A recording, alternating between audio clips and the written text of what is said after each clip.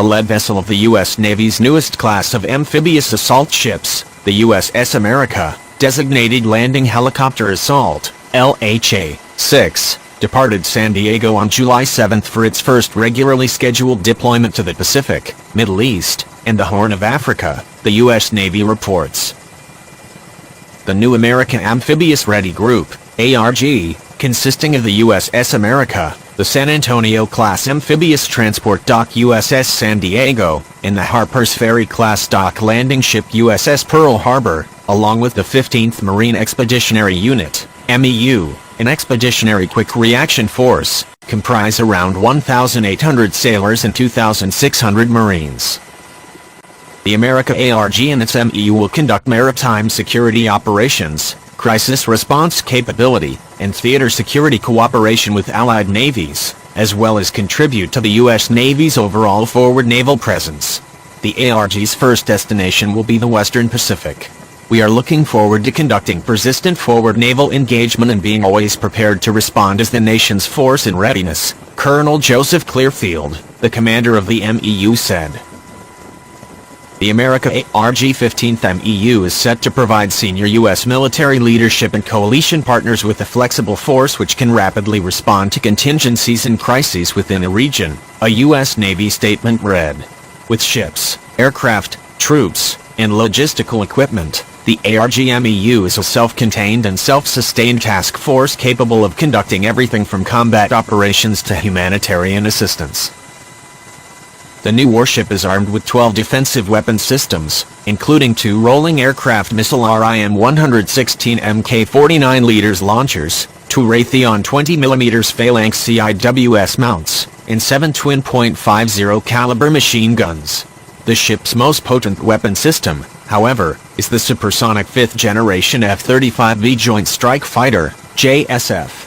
In November 2016, the U.S. Navy conducted operational testing of the F-35V aboard the ship, followed by a number of weapons load tests involving the 5th-generation fighter jet.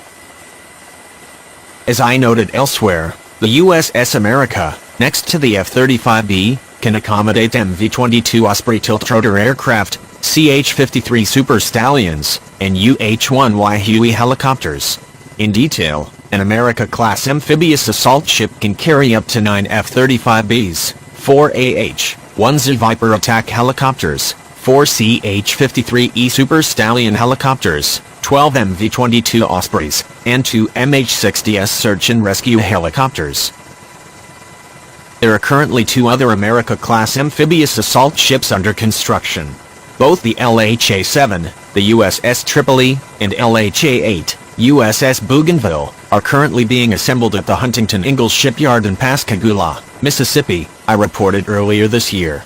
LHA-7 is slated for delivery to the U.S. Navy in December 2018, whereas LHA-8 will reportedly be handed over in 2024. The U.S. Navy plans for a fleet of 11 America-class amphibious assault ships in the coming decades.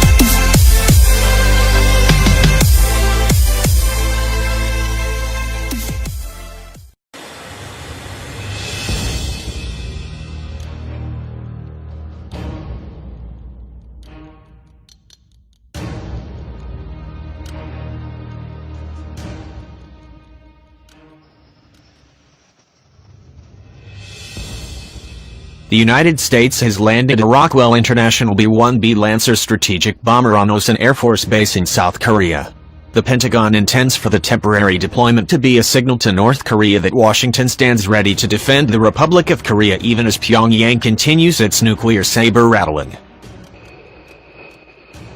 The bond between the United States and the Republic of Korea, ROK, is ironclad, and the strength of that commitment will not be shaken by North Korea's aggressive behavior, said U.S. Air Force Lieutenant General Thomas Bergeson, commander of the 7th Air Force.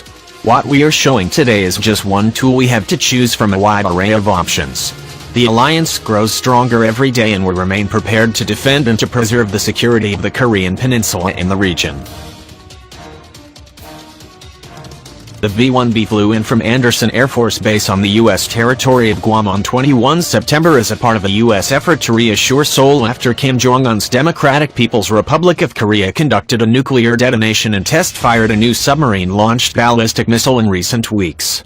Earlier on September 13, a B-1B flew over the Korean peninsula, but did not land.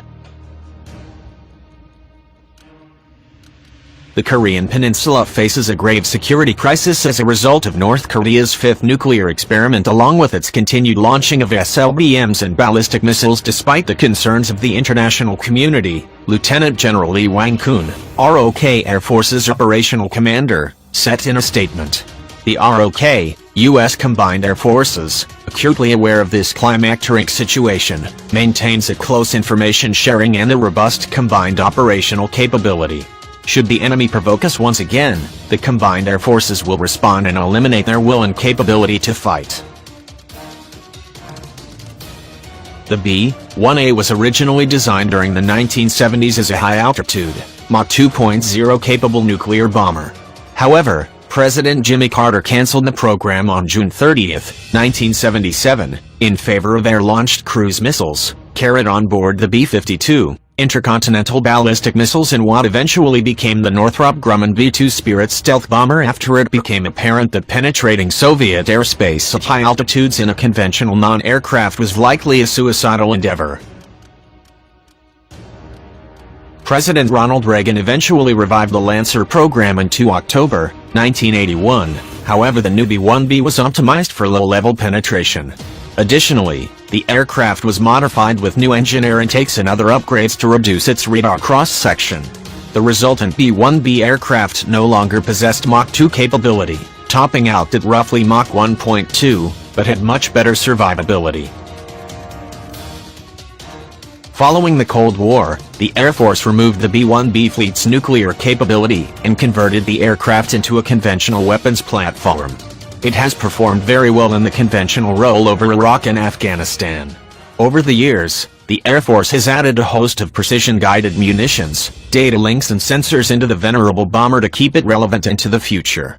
Indeed, the Air Force is in the midst of upgrading the bombers with new avionics including a new Northrop Grumman Scalable Agile Beam Radar, Global Strike Active Electronically Scanned Array Radar amongst other modifications. However, even though the Air Force is upgrading the venerable B-1B so that it remains relevant for decades to come, the Lancer cannot survive inside heavily defended airspace. At best, the B-1B can operate in a medium-threat environment. The Air Force's fleet of 20 B-2 stealth bombers are currently the service's only strategic bombers that can penetrate deep into an anti-access area denial bubble defended by advanced Russian or Chinese-made surface-to-air missile systems such as the S-300V4, S-400 or HQ-9. In the future, the Air Force will rely on the new Northrop Grumman B-21 Raider stealth bomber to ensure that it can hit targets around the globe inside even most heavily defended airspace. The Raider is expected to become operational by 2030. The Air Force hopes to buy a minimum of 100 Raiders, but in an ideal world would prefer to have roughly 200 of the new stealth bombers.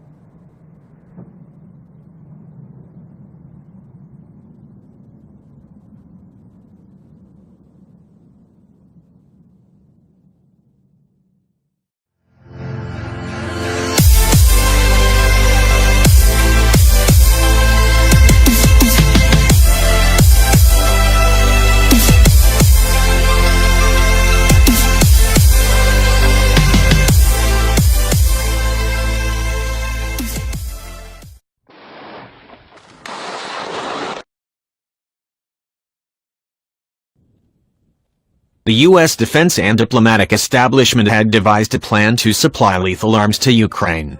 The weapons, characterized as defensive, may include Javelin man-portable anti-tank missiles, anti-aircraft weapons, and other advanced arms. The U.S. Joint Chiefs of Staff and Defense Secretary James Mattis support the plan, and it now awaits the approval of President Trump, who has yet to be briefed on its details. Officials told WSJ that a final decision from the president could take as long as several months to secure.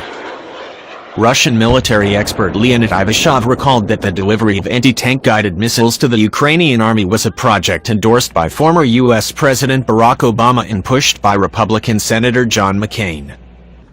He pointed out that the supply of the U.S. anti-tank guided missiles to Ukraine may be followed by the delivery of other types of lethal weapons there. At the same time, Ivashov said that the U.S. arms supplies are just a small part of Kiev's process of upgrading and expanding its war chest.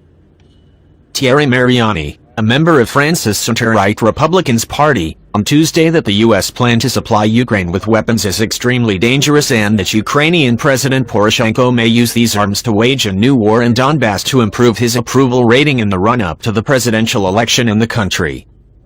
If the war moves beyond its current relative stalemate, the consequences could prove especially deadly. The front lines of the conflict are less than 10 kilometers to the city of Donetsk, which had a pre-war population of nearly 1 million people. While hundreds of thousands have fled the conflict, the elderly and mobility impaired haven't had this opportunity. Earlier, German President Frank-Walter Steinmeier described the arms supplies to the Ukrainian army as a very risky and counterproductive way out of the Ukraine crisis. Chairman of the NATO Military Committee Peter Pavel, for his part, said that he did not see the need for the supply of lethal weapons to Kiev because it will only increase the suffering of people. Ukraine has faced a civil war in the Donbass region since April 2014, when the government sent the army to try to crush an uprising in the country's southeast by locals who refused to recognize the coup-installed government in Kiev. In February 2015, Kiev and the Donbass militias signed a ceasefire deal. Since then, both sides have accused one another of violating the deal, and Moscow has accused Kiev of deliberately stalling the implementation of its provisions to establish a lasting peace in the region. Moscow has repeatedly warned against the delivery of U.S. weapons to Ukraine, stressing that doing so would only escalate the deadly conflict.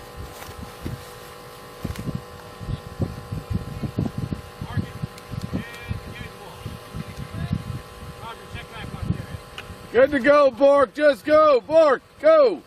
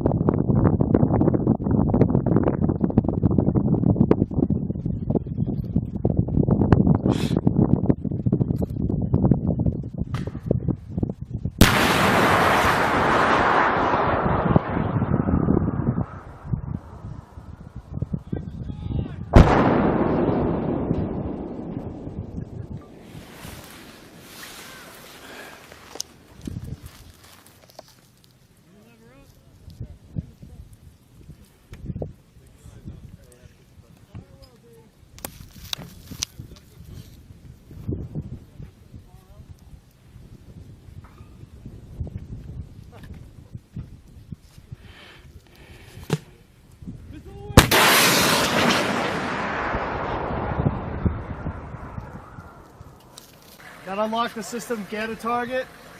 We'll go over the 3Ds and we'll stop there.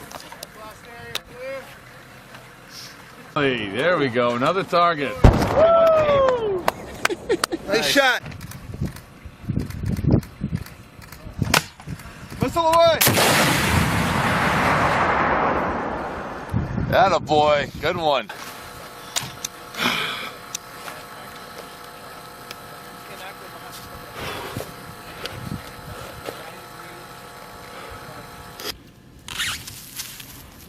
Contact, MBT, 900 meters, 12 o'clock. Roger, contact enemy tank, 900 meters, 12 o'clock. Target engageable. High command. Back blast area clear. Back blast area is clear.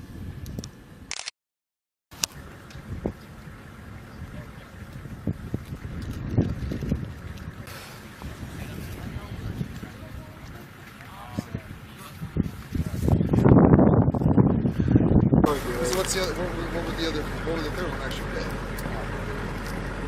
The track view, right there. That's where you fire. Right. You want to get it. You want to get it to the exact silver of the acre slippers, like the silver.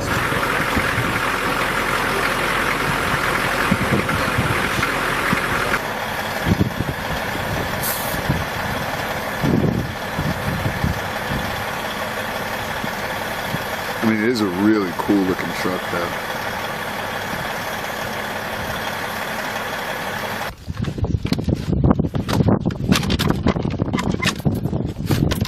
Alright, start with 1. Roger.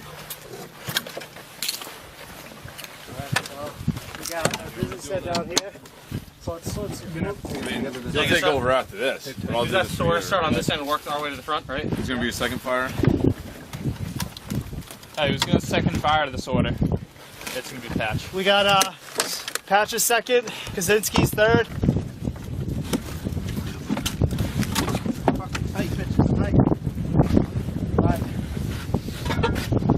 Let's go, gentlemen. Using. No losing. Okay.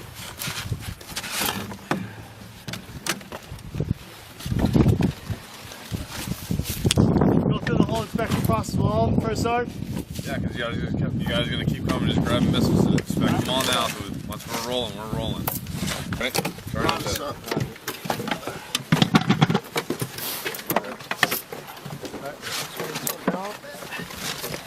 I don't want a gust of wind taking this shit and blowing out all over the place. Open this up. Here, I'll slip on the end for you. Spin it up.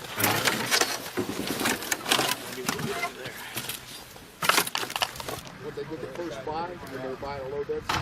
But what the CCWS is paying radio on when they bought the yeah, it was like 625. So if you shoot tripod today, Okay, you got that metal piece there? You gotta rip that off. I have no idea why the fucking threat to be up there. All that shit should be down there.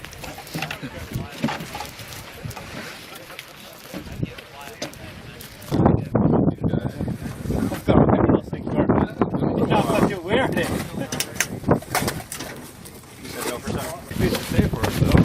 Yes, for sure. The lieutenant wants a couple of seconds. You want a couple of seconds in the back? Let's get out of the way. Who's firing next? I am for sure. Alright, so the way he's gonna work this.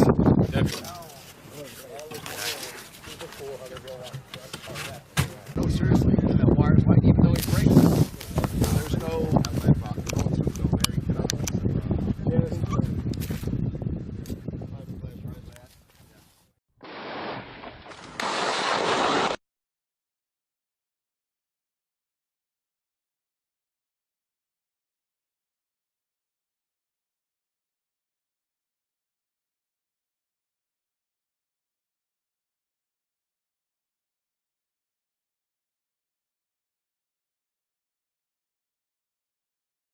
It shows quite clearly that if friendly forces find themselves in contact on the battlefield, that certain weapon systems are very quick to respond to what the enemy's doing, and other weapon systems take a bit of time to get sorted out and bring more effective fire onto whatever that enemy happens to be.